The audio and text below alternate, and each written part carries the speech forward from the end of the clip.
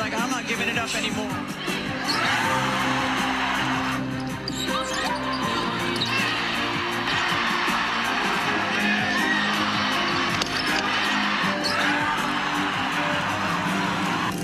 With the first pick. What is up, awesome people of the internet? The NCAA tournament is over. We saw millions and millions of people watch as South Carolina was crowned the champions for a third time. The parade has already been scheduled. Kelsey Plum has invited players to her dog class, and athletes have arrived to New York, which means it is time to switch gears and turn our attention to the WNBA, and more specifically, the WNBA Draft. The WNBA Draft is held on Monday, April the 15th at 7:30 Eastern Time on ESPN. It will be held at the Brooklyn Academy of Music to a sold-out crowd. No, you cannot get any more tickets. They are sold out, sold out, sold out. And if you do anything on a third party, it's probably a scam, so don't do that. If you don't have a ticket, a physical ticket, watch on TV, ESPN. We have Indiana, LA, Chicago, LA again, and Dallas, who round out the top 5 picks.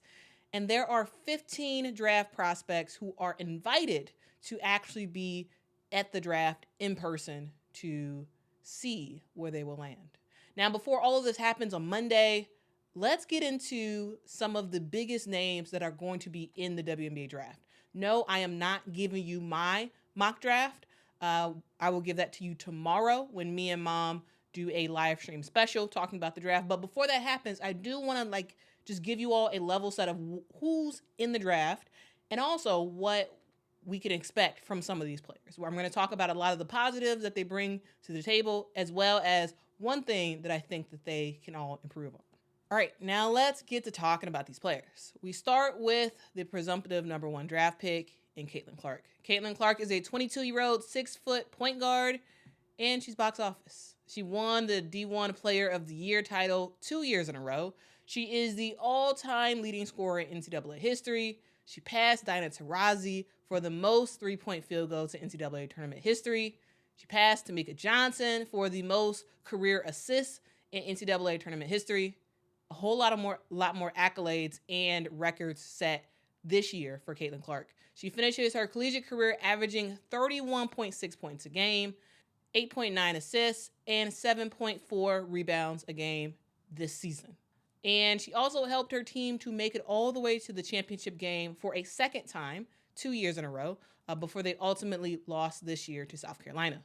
Caitlin Clark brings unlimited range and excellent court vision that is rarely seen in the women's college game.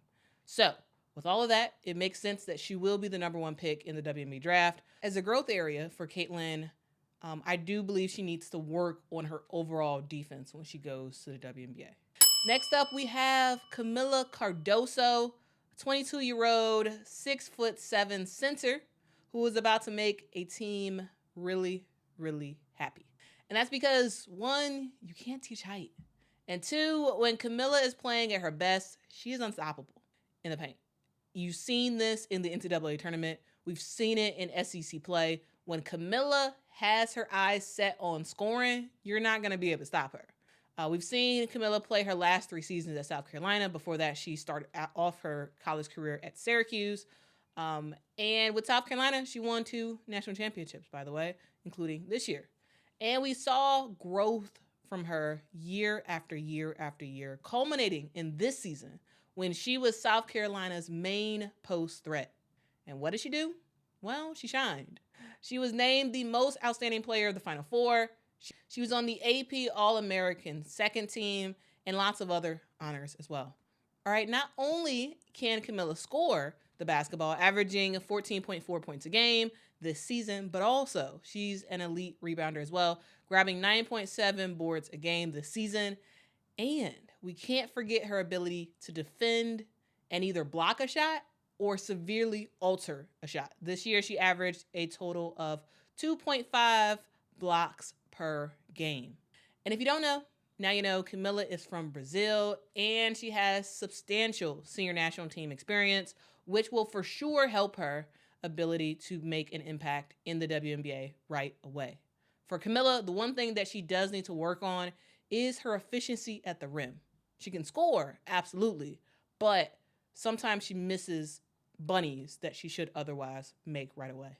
All right, now moving on to Cameron Brink, a 22-year-old, 6'4" power forward from Stanford. Cameron can do just about everything there is to do as a post player. She can take you to the rim and score. She can pull you out to the three-point line and score. And on defense, you kind of have a very, very, very slim chance of not getting your shot blocked by Cameron Brink. Yes, Cameron can score.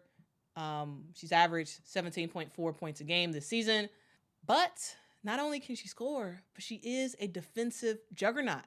She won the Naismith Defensive Player of the Year award, and it wasn't for no reason, right? She also won the Pac-12 Defensive Player of the Year award 3 times, so that's a lot. And the reason why she won those defensive awards is because she leads all players this season, averaging 3.74 blocks a game. Yeah, 3.74 blocks a game. And that doesn't even count all of the shots that she severely altered and didn't block. She also was a great rebounder this season as well. She averaged 11.9 rebounds a game, which was best for 5th in the country. So to sum it up, Cameron Brink is a huge asset for any team to have that's looking to not only shore up their post scoring, but also a team that's looking to get some real good post defense as well. For Cameron, I do see a growth area in her fouling, I would say. Cameron Brink is a very good player. She's a great shot blocker, but there are some times where she miscalculates a block and then winds up with a foul. And that has hurt her later this season, fouling out of games. And that's something that she'll for sure need to work on when she goes to the WNBA. All right, moving on to another defensive juggernaut, Celeste Taylor. She is a 22-year-old, 5'11" guard. Now, when I think about Celeste Taylor, I think about defense in a bottle because this girl can get after you. And it's something that she has been rightfully recognized for. When she played at Duke before she moved over to Ohio State this season, when she played with Duke, she was the ACC Defensive Player of the Year last year. And this season with Ohio State, it wasn't any different. Again, she was the Big Ten Defensive Player of the Year, as well as being a finalist for the Naismith Defensive Player of the Year award, which went to Cameron Brink that we just mentioned.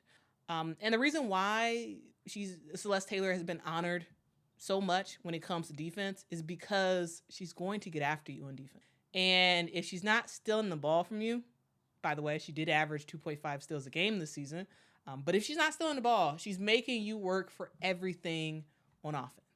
But not only is she a good defender, but on the offensive end, she's not too shabby either. This season, she averaged 10.1 points a game, 3.4 assists, and 4.1 rebounds.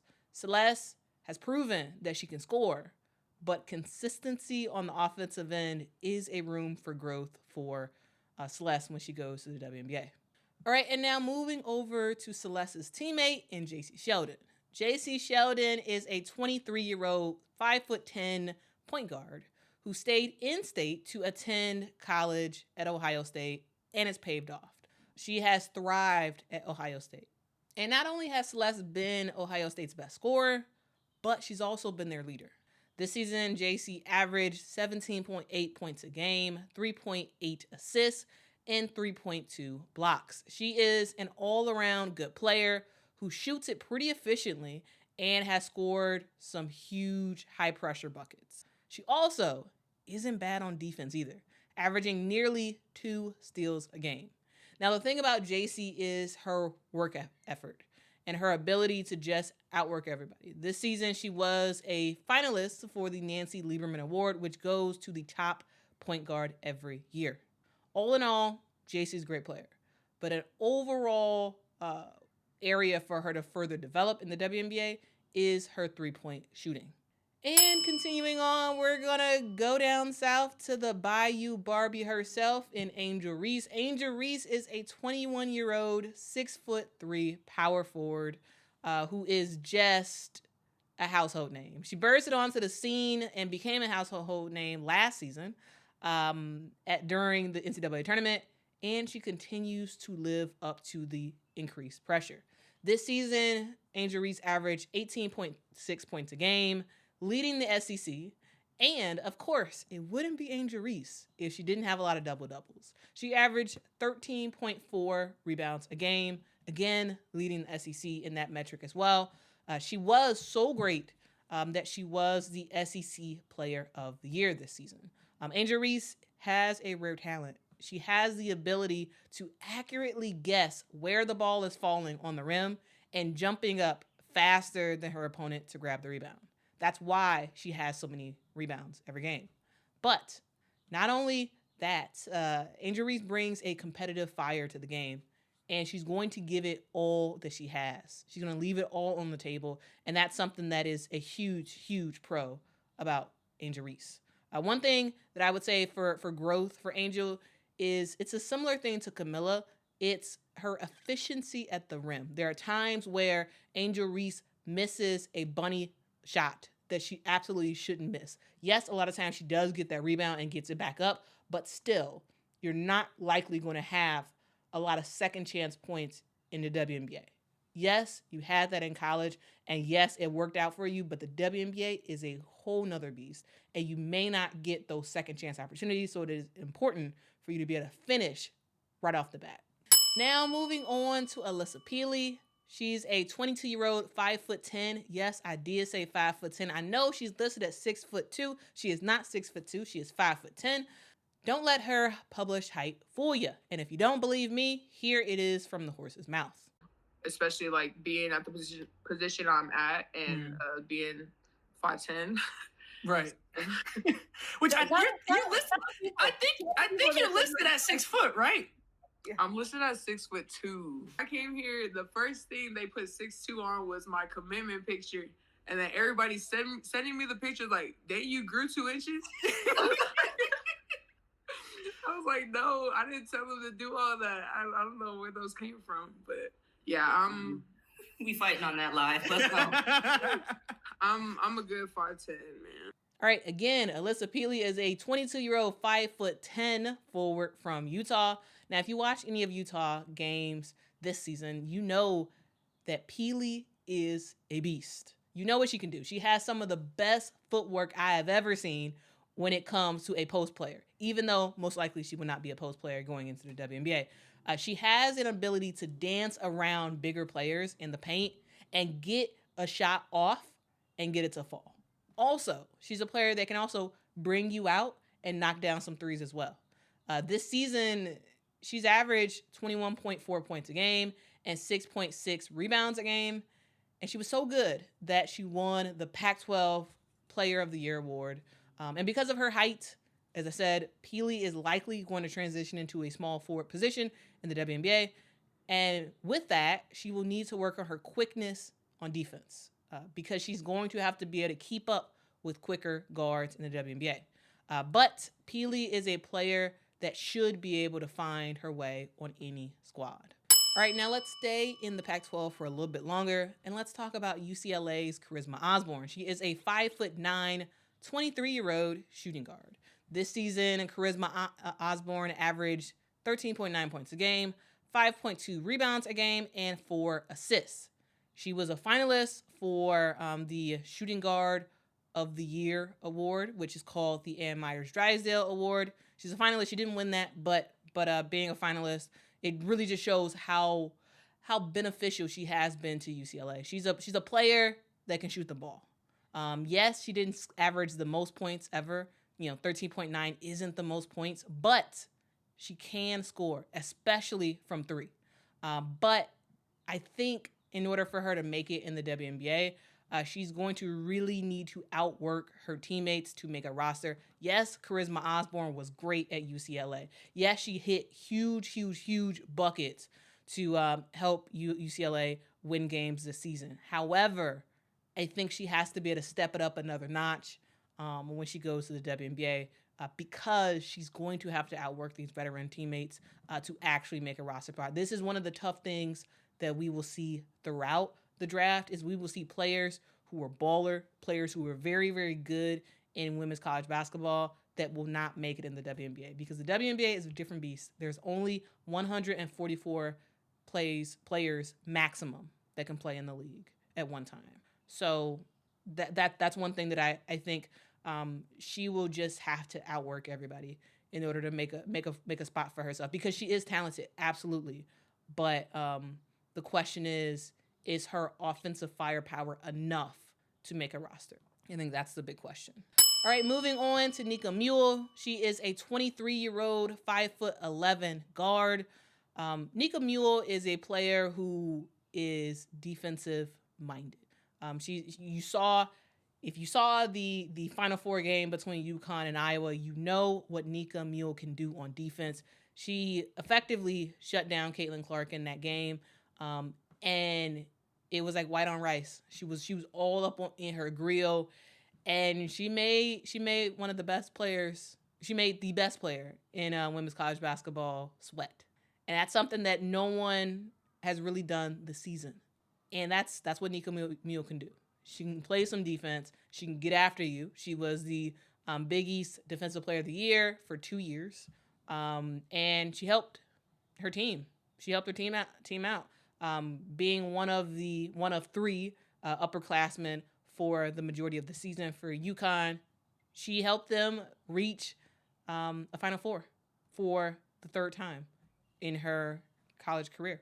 This season, Nneka averaged 6.9 points a game, 4 rebounds, and 6.5 assists per game. Now, it's a similar thing to what I said about Charisma Osborne. Nneka Ogwumike is talented. She can play defense, and also she can run a floor. But there's also lots of other point guards in the WNBA.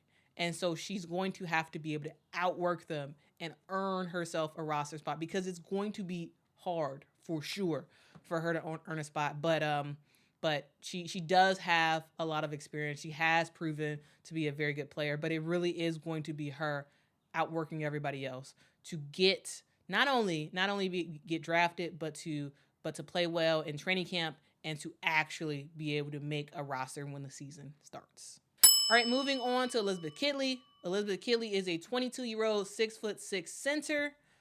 She averaged 22.8 points a game, 11.4 rebounds a game, and 2.1 blocks a game. Elizabeth Kitley is big time. She led the ACC in points and rebounds. She was the player of the year for the ACC, and she just can do just about everything when it comes to just being a post player. She's a player who has a jumper. You know, she can take you to the paint and score as well. And Elizabeth Kitley is a player that just has a very, very, very pretty fadeaway shot. Like, she goes to it quite often in college basketball, and it's so pretty. It's such a pretty shot. And that's for sure going to help her when she goes to the WNBA. Not only is she great offensively, but also, as I mentioned, with her blocks, she's also a very, very great defensive player as well. All right, and one thing to know about Elizabeth Kitley is, yes, she will be drafted likely in the first round, but she will likely not play this season because she did tear her ACL recently for the Hokies. So likely she would not play this season in the WNBA. She would likely sit out a year, but still be drafted to a program. Again, she does have that crazy fadeaway. So I think there's a lot of teams that will want her and wait for a year for her to be ready to play. All right, moving on to Ria Jackson, the Lady Vol herself, who is 23 years old, 6'2", and is a small forward. This season, she averaged 20.2 points a game, 8.2 rebounds a game, and 2.3 assists per game. She was a finalist for the Cheryl Miller Award, which is an award that goes to the best small forward each year. She also was an All-SEC first team selection. One thing about her is that Ria Jackson can just do anything a team needs her to do. We have seen her this season put her team on her back and get to the bucket, driving to the bucket, finding a way to score time after time after time after time. Whether it's getting all the way to the bucket, whether it's driving and then getting a jump shot off. Ria Jackson is toughness. She's tough. She wants to win, and she's not worried about putting in the hard work. She'll put in the hard work. She'll be the best player on the team. And ultimately, one of the things that I see in Ria Jackson is a Kahleah Copper 2.0. Kahleah Copper is phenomenal in the WNBA. She is a small forward that has a knack for getting to the bucket. They just can find a way to get to the rim. And that's a very similar thing to Ria Jackson as well. One thing that we have been seeing recently is Kahleah Copper getting better and better and better from the long two and from three-point shots. And I think that is something that Ria Jackson needs to develop more. Is develop more of that three-point shot because when she gets in the WNBA, she's going to need it. Absolutely. She's going to be able to get to the bucket, but she's also going to be able to be a spot-up shooter at times if her team needs it as well. So that is one way that I think Ria Jackson can improve is her three-point shooting, especially her spot-up three-point shooting. Now, moving on to a bona fide shooter. In Syracuse's Deasia Fair, she is a 22-year-old 5'5" guard who has the third most points in NCAA women's history. This season, she did her thing this year, averaging 22.3 points a game. Deasia Fair can score. She can. But when she gets to the WNBA, one thing she's going to have to contend with is her height. She's 5'5", not very tall for a WNBA player. And she's also going to have to be able to be very, very efficient from the floor. Her shooting efficiency was 39% from the field this past year. And while she can make big buckets, we've seen that. We've seen that this season for Syracuse. We've seen big buckets from Deasia Fair. And we've seen her take over the game for her team. But her shooting percentage at 39% is something that for sure does need to be improved, especially with her short stature. 5'5" is not tall. She has an uphill battle to climb to make a roster and then to have a team be able to actually trust her to give her minutes in a game. But she's also a baller. We've seen it. We've seen it in her time at Syracuse. And I'm just really, really interested to see how she does in training camp and if she makes a roster this next season for the WNBA. All right, now let's move on to Aliyah Edwards at UConn. She is a 21-year-old, 6'3" power forward who averaged 17.6 points a game, 9.2 rebounds a game, and 2.1 assists a game, going along with 1 block a game. Now, one thing about Aliyah Edwards is that she is very, very consistent. She's a player that does her job very well. This season, her job was to be super consistent in the paint. When they gave it to her, for her to make the right moves in terms of whether or not you want to back down the player, whether or not you want to turn around and hit a jumper, whether or not you want to pass it out to your teammate. One thing about Aliyah Edwards is that a lot of times she just made the right moves at the right time.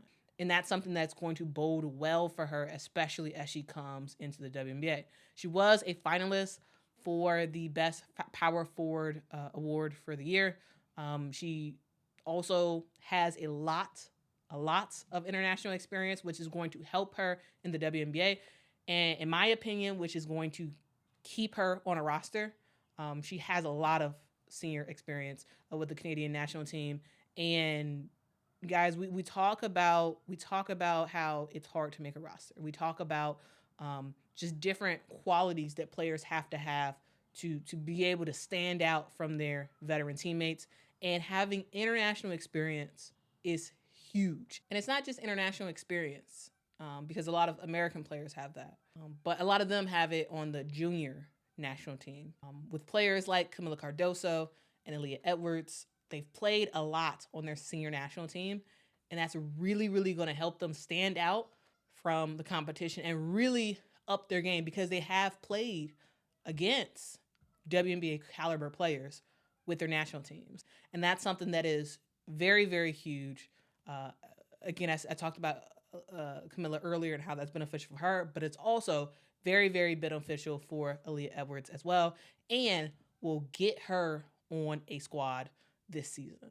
All right, guys, that was a look at some of the draft picks that we will see on the WNBA draft stage on Monday. My question to you all is, who is your favorite player of the list that I listed here? And also, if maybe I didn't list your favorite player, let me know who they are in the comments below. Also, guys, in general, just keep this in mind, guys.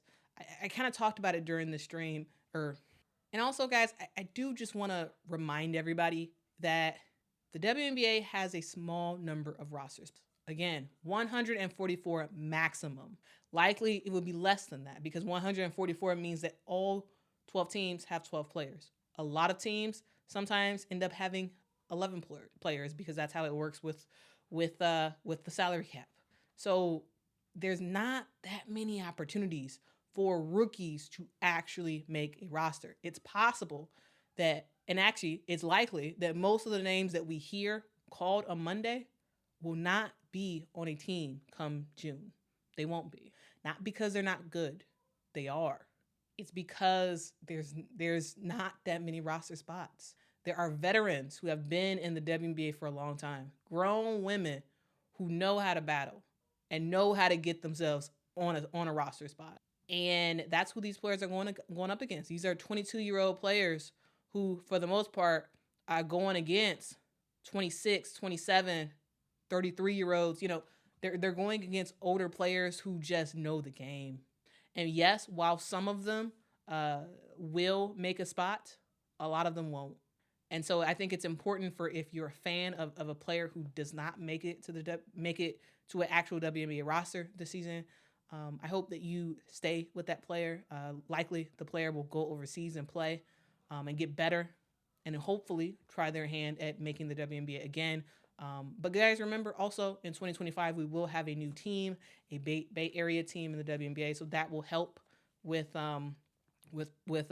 players coming from college to make it to the WNBA as well.